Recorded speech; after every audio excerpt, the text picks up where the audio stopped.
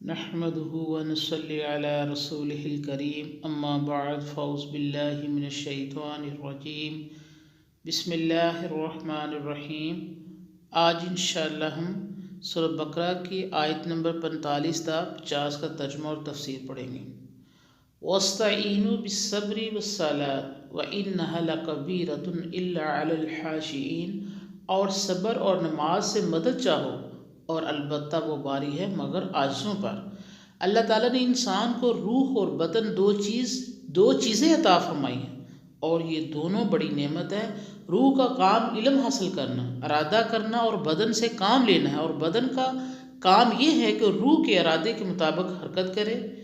نماز ان روحانی اور جسمانی نعمتوں کے شکر کا ذریعہ ہے۔ علم کا شکریہ ہے کہ اللہ کو پہچانے، سیدھا کھڑا ہو کر اس کو یاد کرے، یا کھڑا ہونے کی نعمت کا شکر ہے، پھر جھک جائے اور اسی حالت میں اللہ کو یاد کرے کہ اس نے جھکنے کے قابل بنایا، پھر سجدے میں جائے اور اللہ کو یاد کرے کہ اس کی نعمت کی بدولت ہاتھ کوہنیوں سے، ٹانگیں ٹہنوں سے، ہاتھ پاؤں پونچھوں اور ٹہنوں پر سے مڑ سکتے ہیں، اور یہ بڑی نعمت ہے۔ ورنہ اگر جوڑ اکڑ جائیں تو اس کے بعد پھر بیٹھ جائیں، اور سوچئے یہ کتنی بڑی نعمت ہے۔ اسلام کے وقت گردن موڑنے کی نعمت یاد کریں اور شکر کریں۔ غرض بدن کی ہر حالت ارادے کے ساتھ اختیار کر کے زبان سے اللہ کا شکر ادا کریں، اسی کا نام نماز ہے۔ اپنے آپ کو اللہ کی مدد کے بغیر عاجز اور ضعیف سمجھنے والے، جس کے معنی عاجزی ظاہر کرنے کے ہیں، اور یہ دل کی سب سے بڑی عبادت ہے کہ اللہ کے سامنے ہر حالت میں کھڑے ہوئے، جھکے ہوئے، سجدے میں بیٹھے ہوئے اپنے عجز کا اظہار کرے، کیونکہ سجدے کی حالت میں تمام اعضاء مڑ جاتے ہیں، جو دنیا میں بدن کی صحت اور کام کے قابل ہونے کی علامت ہیں۔ اس لیے سجدہ اظہار شکر کے لیے اور اپنی عاجزی کا تصور کرنے کے لیے بہترین صورت ہے۔ اس بات پر غور کرنا چاہیے کہ اگر بدن مڑ نہ سکے تو انسان بالکل بیکار اور اپاہج ہو جاتا ہے۔ اس سے ان لوگوں کو سبق سیکھنا چاہیے جو نماز کو فضول سمجھتے ہیں۔ الذین یظنون انہم ملاقو ربہم وانہم الیہ راجعون، اور جن کو خیال ہے کہ وہ اپنے رب کے روبرو ہونے والے ہیں، اور یہ کہ ان کو اس کی طرف لوٹ کر جانا ہے۔ اس آیت میں حاشین عاجزی کرنے والوں کی علامت بتائی گئی ہے، جن کا ذکر آیت کے ابتدائی حصے میں گزرا ہے۔ نیز یہاں اس صفت کو حاصل کرنے کے طریقے کی طرف بھی اشارہ ہے، جو ایمان کا ایک خاص درجہ ہے۔ اگر کسی میں خشوع عاجزی نہ ہو تو وہ خیال کرے ہر حرکت اور سکون اور عمل میں اسے اپنے رب سے سابقہ پڑتا ہے، اس کے مدد کے بغیر وہ کچھ نہیں کر سکتا۔ اس کا رب ہر وقت اس کے ساتھ ہے، وہ اس کی حرکات کو دیکھتا ہے، آواز کو سنتا ہے، اور اس کی ہر حالت کا علم رکھتا ہے۔ یہ خیال جو پختہ ہوتا جائے گا، اس کے ساتھ ایمان بڑھتا جائے گا۔ آخر کار نماز اور عبادات ان کے لیے آسان ہو جائے گی، اور صبر کی صفت ظاہر ہونی شروع ہو جائے گی۔ خود نیک بننے اور دوسروں کو ہدایت کرنے کے لیے ان کے سوا کوئی راستہ نہیں۔ دوسری چیز جس سے نماز اور عبادت آسان ہو جاتی ہے وہ آخرت کا یقین ہے، جہاں آدمی کے اعمال کے مطابق ثواب یا عذاب ملے گا۔ اس خیال کے پختہ ہونے سے اللہ کے غضب کا ڈر اور اس کی رحمت کی امید کی دو صفتیں بیان ہوگی، اور یہاں پختہ ہو گیا ہے، جس کا نتیجہ لازمی طور پر خشوع عاجزی ہوگا، اور خشوع کی بدولت نماز پڑھنا آسان ہو جائے گی، اور صبر جو تمام نیکیوں کی جڑ ہے حاصل ہوگا۔ یہ چھوٹا سا رکوع دین کی اصلی باتوں کا نچوڑ ہے۔ کسی خوبصورت سی بنی اسرائیل کو دین اسلام کی طرف بلایا جا رہا ہے، اور ساتھ ہی ساتھ اسلام کے ماننے والوں کو اصول اسلام کی تعلیم دی جا رہی ہے۔ اسلام نے ایسے ہی ارشادات کی بدولت یہ ثابت کر دیا ہے کہ ان کے اصول فطری اصول ہیں، ان کے خلاف جانے والی انسانیت کے خلاف جا رہے ہیں۔ اسلام دین کی قدیم شکل کو، جو یہودیت، عیسائیت اور دنیا کے دوسرے مذہبوں میں مشترک ہے، تمام خرابیوں سے صاف کرنے کے لیے آیا ہے۔ بنی اسرائیل دیندار اور عالم ہونے کے مدعی ہیں، اس لیے ان کا فرض ہے کہ اسلام کو پہچانیں اور سمجھیں کہ یہ تو اسی دین کی آخری شکل ہے جو تورات، انجیل اور تمام دنیا کے آسمانی کتابوں میں موجود تھا۔ یا بنی اسرائیل اذکروا نعمتی التی انعمت علیکم وانی فضلتکم علی العالمین، اے بنی اسرائیل میرے وہ احسان یاد کرو جو میں نے تم پر کیے، اور یہ کہ میں نے تمہیں تمام عالم پر بڑھائی دی۔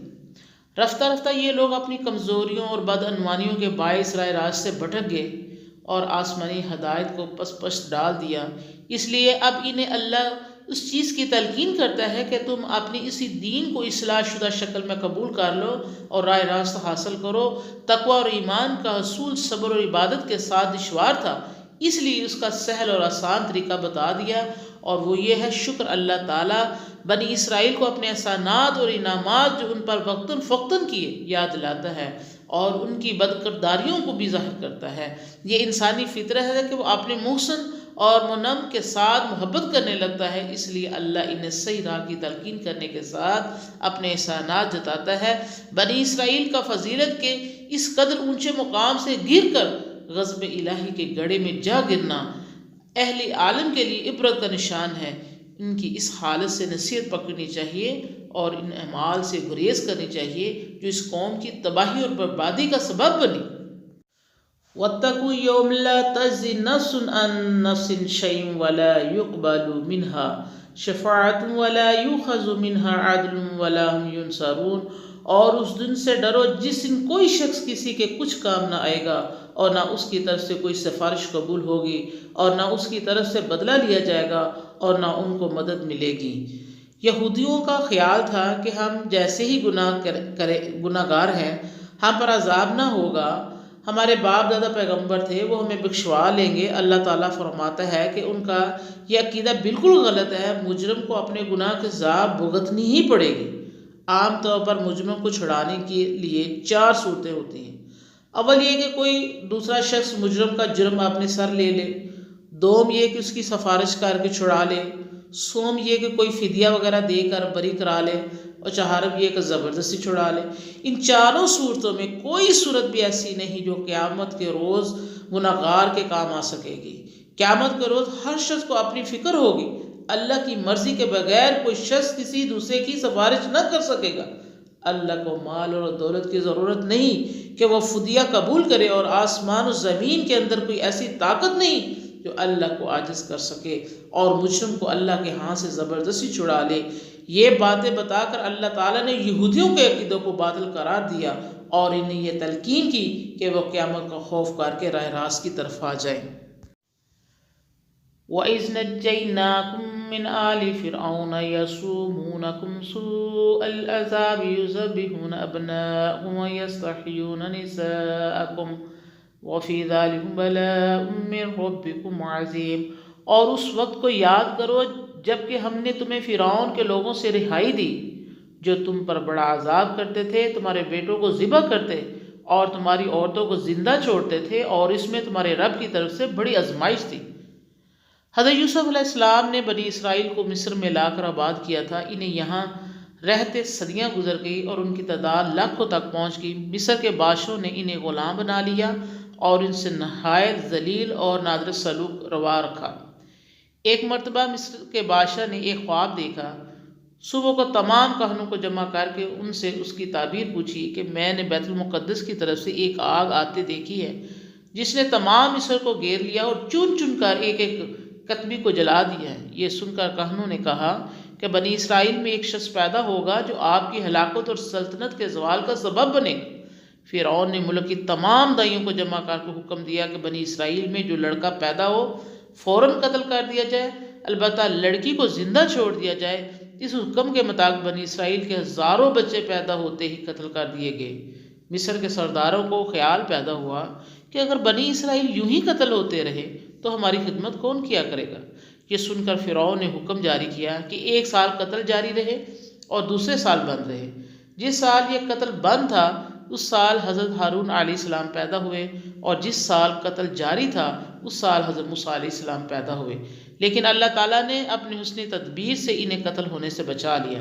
اس آیت میں اسی واقعے کی طرف اشارہ ہے۔ فرعون کی قوم نے بنی اسرائیل کو سخت مصیبت اور مشقت میں ڈال رکھا تھا۔ ان تمام مصائب سے آخرکار اللہ تعالیٰ نے انہیں حضرت موسیٰ علیہ السلام کے ذریعے نجات دی۔ وَإِذْ فَرَقْنَا بِكُمُ الْبَحْرَ فَأَنْجَيْنَاكُمْ وَأَغْرَقْنَا آلَ فِرْعَوْنَ وَأَنْتُمْ تَنْظُرُونَ، اور جب ہم نے تمہاری وجہ سے دریا کو پھاڑ دیا اور ہم نے تمہیں بچا دیا اور فرعون والوں کو ڈبو دیا اور تم دیکھ رہے تھے۔ بنی اسرائیل مصر کے ظالم بادشاہوں کی سختیاں کئی سال تک سہتے رہے۔ آخرکار انہوں نے ارادہ کیا کہ حضرت موسیٰ علیہ السلام کی رہنمائی میں مصر کو چھوڑ کر اب اپنے آبائی وطن شام اور فلسطین کو چل دیے۔ چونکہ مصری حکومت انہیں اس بات کی اجازت دینے پر رضامند نہ تھی، اس لیے انہوں نے سفر رات کو اختیار کیا۔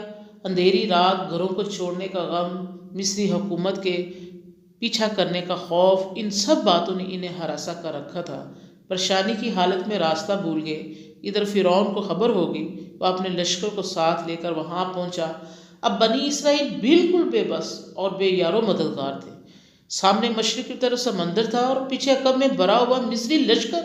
بنی اسرائیل اپنے آپ کو اس طرح گھیرے ہوئے پا کر سخت پریشان ہو گئے۔ اسی وقت حضرت موسیٰ علیہ السلام نے اللہ کے حکم سے سمندر میں لاٹھی ماری، سمندر پھٹ گیا اور خشک زمین نکل آئی۔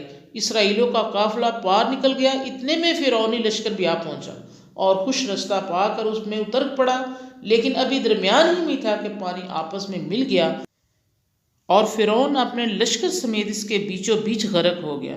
بنی اسرائیل نے اپنے دشمن کا اس بے بسی میں غرق ہونے کا تماشا اپنی آنکھوں سے دیکھا۔ آیت میں اسی قصے کی طرف اشارہ ہے۔ اللہ تعالیٰ سے دعا ہے کہ ہم نے جو کچھ پڑھا سنا، اللہ اس میں جو کوئی غلطی کوتاہی، اللہ اپنی رحمت سے ہمیں معاف فرما دے۔ اللہ ہم نے جو کچھ پڑھا اور سنا، اللہ اس پر ہمیں عمل کرنے کی توفیق عطا فرما۔ آمین ثم آمین۔ وآخر دعوانا الحمد للہ رب العالمین۔